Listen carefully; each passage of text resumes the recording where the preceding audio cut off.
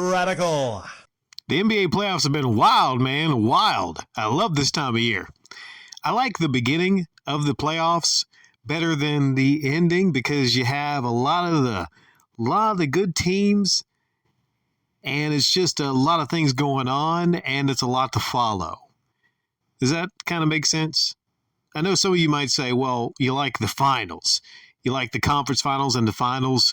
I like this time because you still got a lot of wondering about how things are going to fall, how things are going to go. And there's always the potential of some upsets with the lower seeds and the higher seeds. I just love this particular time more than others.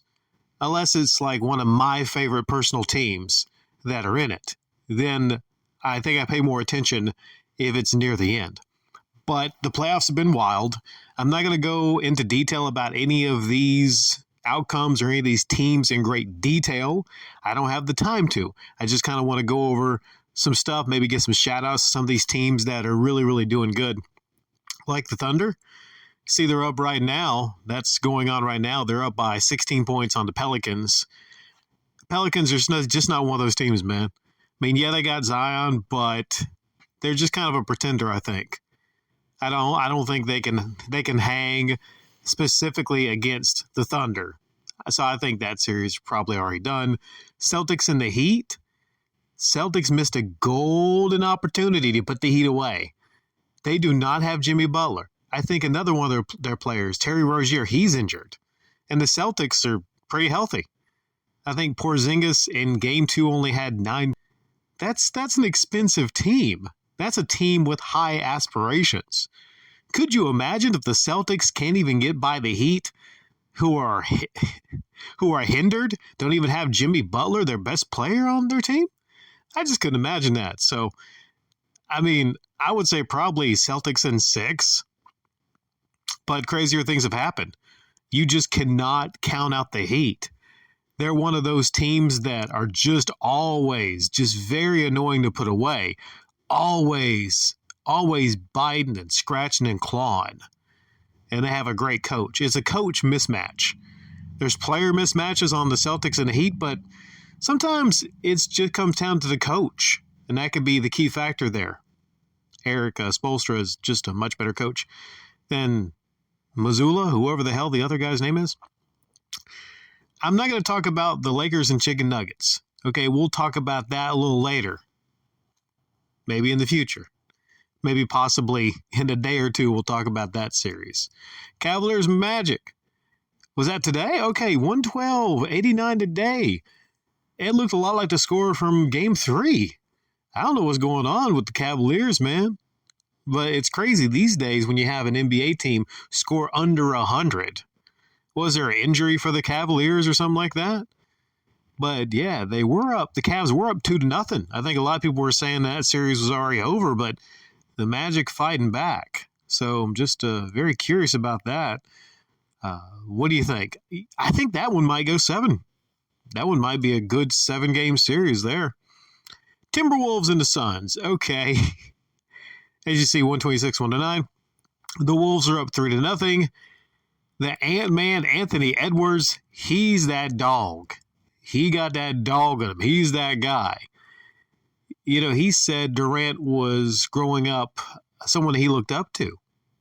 Well, I think the best respect you can give somebody that you look up to is to whoop their ass. Yeah, so Suns are dangerously close to getting swept. I think Bradley Beal said he's never been swept before. Well, there's a first time for everything. The Suns did it wrong. They are incredibly top-heavy. The Phoenix Suns are kind of like Dolly Parton. But you know what? Without the talent. Hey, you like that? The Suns are Dolly Parton, but without the talent. You know what I mean by that? I'm not saying Durant doesn't have any talent, but he ain't a dog. He's a finesse player. I'm not saying Booker doesn't have any talent. I'm not saying Booker T doesn't have any talent, but Booker needs to probably just go ahead and do a spinneroonie in the middle of the ring. Some of you will get that, some of you won't. And Bradley Beal, yeah, it's a funny team. It's not a nice, well put together team. It's not. It's kind of a joke team. They're just top heavy, and they just don't mesh well. They need like a true point guard. They just don't mesh well.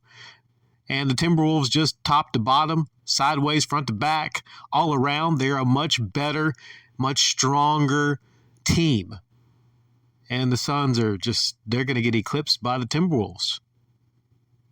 Am I calling a sweep? I'm calling a gentleman's sweep. 4-1, that's what's going to be there. Clippers and the Mavericks. There was a fight that broke out between Westbrook and Luka. Maybe it was a scuffle, I'm not sure. But Russell Westbrook, man, I guess he was frustrated. If you're taking on a team that's superior, maybe you'd be frustrated too. I think Kawhi Leonard, he's not feeling that well. He's not healthy. But when has Kawhi ever been fucking healthy? That's the X factor there, the fact that Kawhi is just not healthy.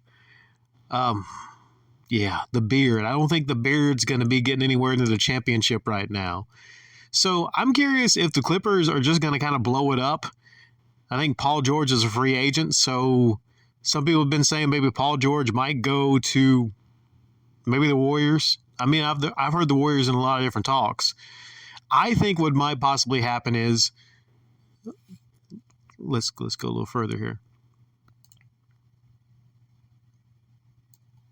Okay, what I think might happen is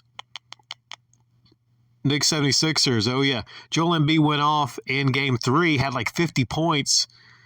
And I think there might have been some fighting going on in that game. Well, no, specifically Joel Embiid. He got a flagrant because he pulled a guy down that was standing up, I think. Bucks and Pacers. Okay, yeah, but I want to see the score between the Bucks and the Pacers. Well, anyway, the Bucks and the Pacers, the last one I'll finish talking about. The Pacers are up 2-1 on the Bucks. That's crazy, right? But maybe not so crazy because Giannis Antetokounmpo is out. He might be out for the entire series, I believe. Damian Lillard, he has an Achilles sprain, which is not a good thing. I think they want to protect their investment, so you might not see Damian Lillard for the rest of the series. So no Giannis, no Lillard. That equals the Pacers possibly getting a gentleman's sweep. I mean, Lillard and Giannis, that's their offense. So if they don't have those two, you got Middleton and Lopez. I'm not saying it couldn't be done, but the Pacers are a very, very underrated team, I would say. The Pacers, don't they have the highest rated offense? And the Bucks have one of the lowest rated defenses? That is quite a mismatch. Quite a mismatch there. So I wouldn't be at all shocked if the Pacers finish this one off pretty early. And maybe Giannis decides he doesn't want to be on the team anymore. Maybe Damian Lillard, who said ideally he wanted to go to the Heat, maybe he wants out. Anything can happen in the NBA right now. I just can't imagine Giannis leaving the Bucks because they won a championship together, and it's tough for a team like the Bucks to actually get free agents to come to Milwaukee. Well, what if those two actually leave that team, huh? Well, like I said, there's one series I'm going to talk about in greater detail in the future, and that would be the Lakers Nuggets.